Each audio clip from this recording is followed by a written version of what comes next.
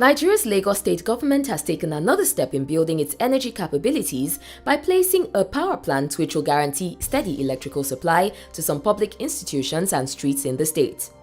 The 8.8 megawatts mainland independent power plant will be launched on the 31st of October by Governor Babatunde Fashola to round out this year's Energy Conservation Month.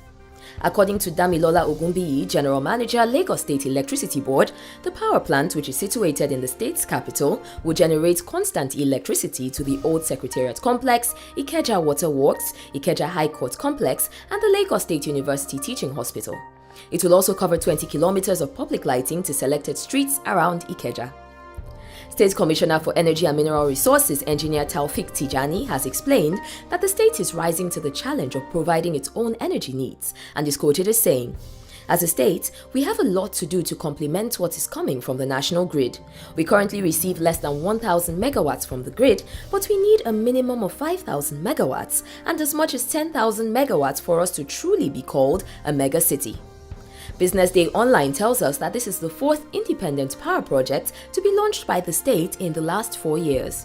The 12.15 megawatt Akute IPP enables the Lagos Water Corporation to pump over 130 million gallons of water daily. The 10 megawatt island power plant supplies electricity to the General Hospital and the Island Maternity Hospital, the High Court and Magistrates Court complexes, and over 22 streetlights, while the 10.4 megawatt Alausa power plant powers the Lagos State Government Secretariat Complex.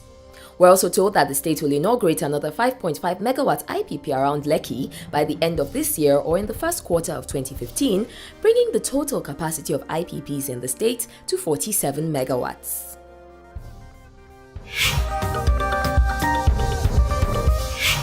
Tuesday, the 7th of October, was the birthday of renowned South African religious leader and civil rights activist Desmond Tutu.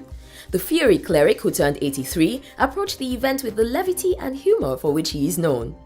Times Live SA tells us that in a brief speech at an annual lecture held in his honor, Archbishop Tutu kicked off his speech with, "I can't remember all the titles and beautiful names. I bow to you."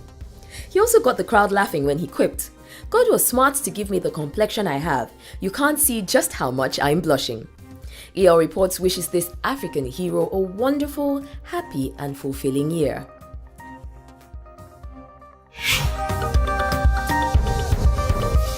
And modern Ghana has high praise for Eritrea, with its report that that nation is getting ready to kick off its mining industry and seems determined to do it the right way. First off, the country is receiving 40% of the profits generated by its first gold and copper mine, a far cry from the often low royalty figures often paid to governments in other countries. The country is also said to have a plan for when the mines run out. Usually, this is when the danger is greatest. Without proper safety plans in place, the mines are abandoned as they are and become toxic reservoirs of the byproducts of the extraction process, cyanide and acid-polluted water. Eritrea is discussing plans to build a proper pond that will trap the water and cause it to evaporate without reaching the water table.